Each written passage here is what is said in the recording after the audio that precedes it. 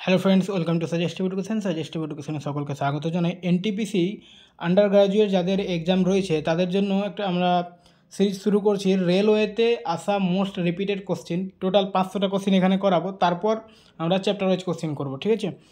তো সবথেকে বেশি যে কোশ্চেনগুলো রিপিট হয়েছে রেলওয়েতে সমস্ত পরীক্ষা মিলিয়ে, এনটিপিসি, গ্রুপ ডি, এলপি, জেই সব পরীক্ষা মিলিয়ে, ঠিক আছে? তো আজকের প্রথম কোশ্চেন দেখো, যদি তর্জনী চুম্বক ক্ষেত্রের দিক নির্দেশ করে এবং বৃদ্ধাঙ্গুলি পরিবাহকের গতির দিক দেখায়, তাহলে মধ্যমা বিদ্যুৎ প্রবাহের দিক দেখাবে। যেখানে তর্জনী বৃদ্ধাঙ্গুলি ও মধ্যমা পরস্পরের উপর লম্বভাবে অবস্থান করে, একে বলে। তো এই সূত্রটা হচ্ছে ফ্লেমিংয়ের ডান হাতের নিয়ম, ঠিক আছে? এখানে অ্যান্সার করা রয়েছে, অপশান এখানে নিয়ে আসেনি, ডাইরেক্ট অ্যান্সার, যাতে মুখস্থ করতে সুবিধা হয় তোমাদের জন্য। এই কোশ্চিনটা দেখো প্রায় 16 বার রিপিট হয়েছে রেলওয়েতে। তারপরে দেখো, ভারতের সংবিধানের 80 অনুচ্ছেদ অনুযায়ী রাজ্যসভার সর্বোচ্চ সদস্য সংখ্যা হলো 250। এই কোশ্চিনটা 11 বার রিপিট হয়েছে। ভারতের প্রথম পঞ্চবার্ষিক পরিকল্পনা কৃষির ওপর ভিত্তি করে কোন সময়কালে তৈরি হয়েছিল? তো 1951 থেকে 56 হচ্ছে প্রথম। বাকি সালগুলো মনে রাখো, 1951 থেকে 56 হচ্ছে প্রথম, তারপর 1956 থেকে 1961 হচ্ছে দ্বিতীয়, 61 থেকে 66 হচ্ছে তৃতীয়, তারপরে 3 বছর বন্ধ ছিল, ঠিক আছে? তারপরে আবার শুরু হয়েছিল 1970 থেকে। তারপর এখানে দেখো, 2004 সালে সংস্কৃতি মন্ত্রণালয় কর্তৃক কোন দ্রাবিড় ভাষাকে প্রথম শ্রেণীর ভাষার মর্যাদা দেওয়া হয়? তো এখানে অ্যান্সার হচ্ছে তামিল। ভারতের বৃহত্তম নদীদ্বীপ মাজুলি কোন নদীতে অবস্থিত? ব্রহ্মপুত্রতে। সংবিধানের 344(1) এবং 351 অনুচ্ছেদ অনুযায়ী অষ্টম তফসিলে কতটি ভাষার স্বীকৃতি দেওয়া হয়েছে? তো টোটাল 22টি ভাষা। হর্নবিল ও মৎস্য উৎসব কোন রাজ্যে উদযাপিত হয়? নাগাল্যান্ড। পগ প্রণালী ভারতের তামিলনাড়ু রাজ্য ও শ্রীলঙ্কার জাফনা জেলার মধ্যে কোন প্রণালী? আচ্ছা, এটা অ্যান্সারটা মানে হয়ে গেছে, চলো এটা একটু মিস্টেক হয়েছে। চলো এখানে কোশ্চিনটা মনে রাখবে যে তামিলনাড়ু আর শ্রীলঙ্কার মধ্যে যে প্রণালী রয়েছে সেটা হচ্ছে পগ প্রণালী। অরিজিনাল কোশ্চিনটা এটা ছিল, ঠিক আছে? ভারতীয় সংবিধানে রাষ্ট্রনীতির নির্দেশকমূলক নীতির অনুপ্রেরণা কোন দেশের সংবিধান থেকে নেওয়া হয়েছে? তো এটা নেওয়া হয়েছে আয়ারল্যান্ডের সংবিধান থেকে। সংবিধানের কোন অনুচ্ছেদ অনুযায়ী রাষ্ট্রপতি প্রতি 5 বছর অন্তর বা প্রয়োজন অনুযায়ী আর্থিক কমিশন গঠনের ক্ষমতা রাখেন? তো অনুচ্ছেদ 280 বা আর্টিকেল 280। সংবিধানে মৌলিক কর্তব্য বা ফান্ডামেন্টাল ডিউটিস যুক্ত করা হয়েছিল সংবিধানের কোন সংশোধনের মাধ্যমে? তো 42তম সংবিধান সংশোধনী, যেটা হয়েছিল কত সালে? 1976 সালে। তো এখন আমাদের সংবিধানে মোট মৌলিক কর্তব্য হচ্ছে 11টি, কিন্তু 1976 সালে যুক্ত করা হয়েছিল 10টি মৌলিক কর্তব্য।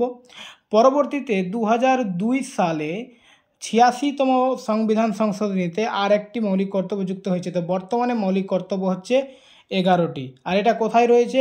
সংবিধানের 51A আর্টিকেলে রয়েছে, ঠিক আছে? এবং পার্ট যদি জিজ্ঞেস করে তাহলে 4A পার্টে রয়েছে মৌলিক কর্তব্যটা। নিচের কোন ধাতুটি ঘরের তাপমাত্রায় তরল অবস্থায় থাকে? তো এখানে অপশন সহ এখানে রয়েছে ক্যালসিয়াম, লিথিয়াম, পারদ, সোডিয়াম। তো অ্যান্সার হচ্ছে পারদ। মানুষের স্বাভাবিক সিস্টোলিক এবং ডায়াস্টোলিক রক্তচাপ কত হওয়া উচিত? 120 mmHg বা 80 mmHg। বঙ্গোপসাগরের তীরে কোণার্কের সূর্য মন্দিরটি কালো প্যাগোডা নামে পরিচিত। এটি নির্মিত হয়েছিল 13th সেঞ্চুরি অর্থাৎ ত্রয়োদশ শতকে।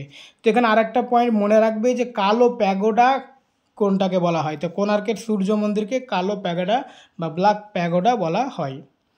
ভারতের সংবিধান কার্যকর হয়েছিল 26শে জানুয়ারি 1950 সাল।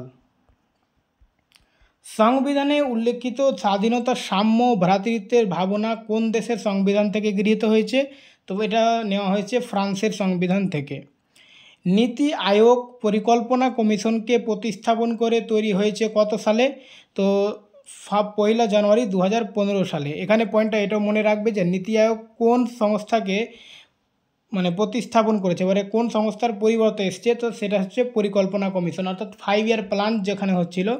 তো ওটা 2017 অবধি চলে, কিন্তু তার আগেই 2 বছর আগেই 2015 সালে নীতি আয়োগ তৈরি হয়েছিল। তারপরে 2017 অবধি 5 ইয়ার প্ল্যান চলে, ওটা বন্ধ হয়ে যায়। ওর পরিবর্তে এখন নীতি আয়োগ, ঠিক আছে।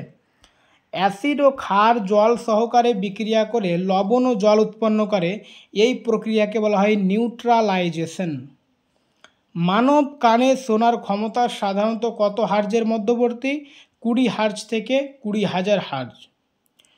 25 সেমি ফোকাস দৈর্ঘ্যের লেন্স হলে সে লেন্সকে বলা হয় 4 ডায়োপ্টার। আচ্ছা দেখো, এখানে ডায়োপ্টার হচ্ছে লেন্সের ক্ষমতা, লেন্সের ক্ষমতার একক বলা হয়। এটা কোশ্চেনটা এরকম হতো, সেই লেন্সের ক্ষমতা কত, ঠিক আছে, এটা মনে রাখবে। তো লেন্সের ক্ষমতার একক যদি পরীক্ষায় আসে তো হবে অ্যান্সার ডায়োপ্টার। আর এরকম যদি অঙ্ক টাইপের মানে কোশ্চেন হয় যে 25 সেমি ফোকাস দৈর্ঘ্যের লেন্স হলে সেই লেন্সের ক্ষমতা কত, তো দেখো ডি অর্থাৎ ডায়োপ্টার সমান হচ্ছে 1/f, ঠিক আছে। এটা হচ্ছে মিটারে, কিন্তু এখানে সেন্টিমিটার যেহেতু বলে দিয়েছে, তাহলে ডি সমান, যেহেতু এটা মিটার, তো আমরা এটাকে 100 দিয়ে গুণ করে দেবো 1/, আচ্ছা এফ এর মান কত বলেছে, এফ এর মানটা আগে আমি লিখে দিই 25 সেন্টিমিটার। আর যেহেতু এটা মিটারে, তাহলে এখানে আমরা সেন্টিমিটার করলে 100 দিয়ে গুণ করে দেবো, ঠিক আছে। তাহলে এটা ক্যালকুলেশন করলে হবে 4, অর্থাৎ 4 ডায়োপ্টার। ওকে। আলো যখন একটি প্রিজমে প্রবেশ করে তখন ঘটে বর্ণ বিচ্ছুরণ। একজন ব্যক্তি যদি দূরের বস্তু স্পষ্ট না দেখতে পান, তাহলে তার কি সমস্যা হতে পারে এবং কিভাবে তা সংশোধন করে যায়? তো দূরের বস্তু যদি না দেখতে পায়, সেই সমস্যাটা বা সেই রোগের নাম হচ্ছে মায়োপিয়া, এবং সেটা প্রতিকারের জন্য অবতল লেন্স দরকার। 3টি রোধ 3 ওহম, 6 ওহম এবং 9 ওহম সমান্তরালে যুক্ত করা হলে মোট রোধ কত হবে? আচ্ছা এটার সূত্রটা কি আগে দেখে নাও। সূত্র হচ্ছে 1/r সমান 1/r1 plus 1/r2 plus 1/r3। আচ্ছা এখানে যে R1 R2 লিখলাম সেগুলো হচ্ছে এই যে 3, 6, 9, ঠিক আছে। আর এটা হচ্ছে মোট রোধটা। তো এখানে আমি যদি এটা ক্যালকুলেশন করি, আমি উপরে লিখি, আচ্ছা নিচে লিখে দিই 1/3 প্লাস 1/6 প্লাস 1/9। এটা আমি উপরে ক্যালকুলেশনটা করছি। ক্যালকুলেশন করলে নিচে লসাগু হয়ে যাবে 18। তো 18 নিলে এটা কত হবে? 6 প্লাস 3 প্লাস 2, তো কত হয়ে গেল? 6 3 9 2 11 18, তাই তো। তো 1/r সমান হয়ে গেল 11/18। এবার আমাদের রোধ বের করতে হবে, অর্থাৎ আর সমান, তো আর সমান এখানে যদি 1/r সমান এটা হয় 11/18, তো আর সমান এটা উল্টে যাবে 18/11, ঠিক আছে। ওটাই অ্যান্সার এখানে করা রয়েছে 18/11 ওহম, ঠিক আছে। রবীন্দ্রনাথ ঠাকুর গীতাঞ্জলি কাব্যগ্রন্থের জন্য কোন সালে সাহিত্য নোবেল পুরস্কার পান? 1913 সাল।